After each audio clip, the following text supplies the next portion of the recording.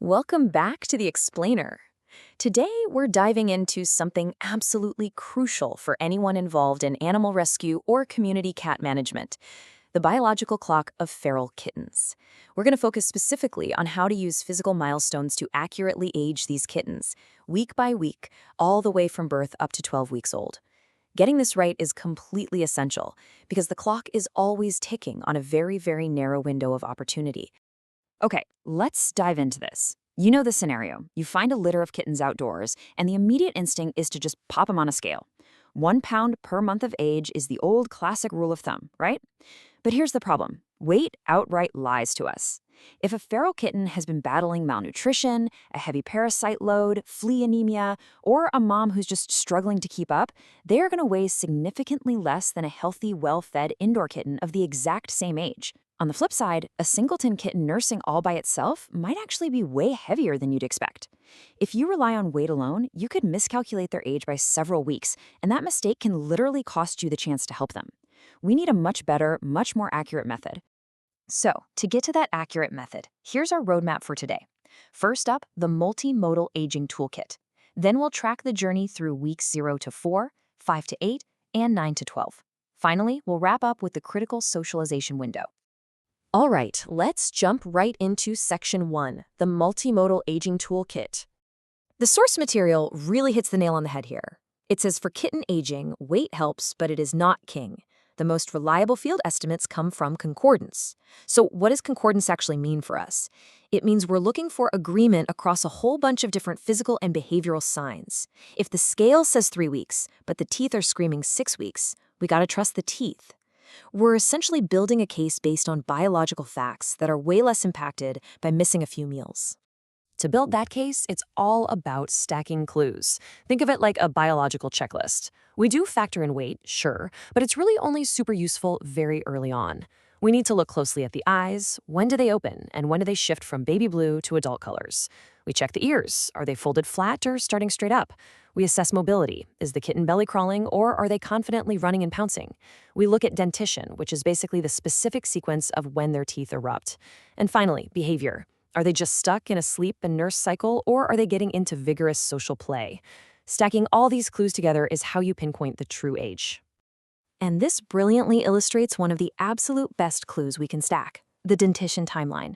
Teeth erupt on a surprisingly strict, rigid schedule, totally regardless of how much the kitten has been eating. At week 3, the tiny front teeth, the deciduous incisors, start to erupt. By week 4, the canines or fangs begin pushing through. Week 6 brings the premolars in the back.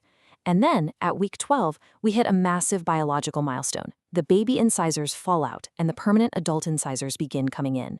These predictable tooth eruptions serve as our most reliable biological ticking clock. Moving on to Section 2, weeks 0 to 4, also known as the helpless stage. The physical changes during this very first month are literally mind-blowing. In just 28 days, they go from being total belly crawlers in week 1, with their eyes glued shut and ears folded flat, to hitting a massive milestone in week 2, when those little baby blue eyes finally pop open. By week 3, the ears are standing upright and they're taking those incredibly wobbly first steps. This leads right into week 4, where they're actively walking, starting to play, and their vision is really clearing up. Next up is Section 3, weeks 5 to 8, the action phase. Welcome to the action phase. A completely different set of markers starts to emerge here. Week 5 brings sharply focused vision and active running and pouncing. By week 6, we actually start seeing that neonate blue eye color shift, and they begin moving a lot more like adult cats. Week 7 brings killer balance, and by the time they hit week 8, their adult eye color is way clearer, and they're playing with real, serious confidence. Let's just contrast these two milestones side by side so we can really appreciate how incredibly fast this biological clock ticks. At week 4, a kitten is just barely starting to walk. Their baby fangs are barely erupting, and they're just getting ready for some soft, slurry food. Fast forward literally just 4 weeks to week 8. That exact same kitten is now confidently running and pouncing, rocking a completely full set of baby teeth, eating totally independently, and is fully litter trained. The window between dependence and physical independence is remarkably brief. All right, Section 4, weeks 9 to 12, the maturation stage. So the crucial point is this. As kittens enter these late juvenile weeks, you have to almost entirely abandon weight estimates. The longer a feral kitten has been living rough outside, the more time parasites, bad nutrition, or illness have had to severely stunt their growth. Honestly, a 12-week-old feral kitten could easily weigh the exact same amount as a healthy 6-week-old indoor kitten. That's why, at this stage, you must rely heavily on their teeth, their adult eye color, and their complex play patterns rather than the scale. And the most definitive marker in this stage? It's the number 12. 12 weeks is a hard biological boundary.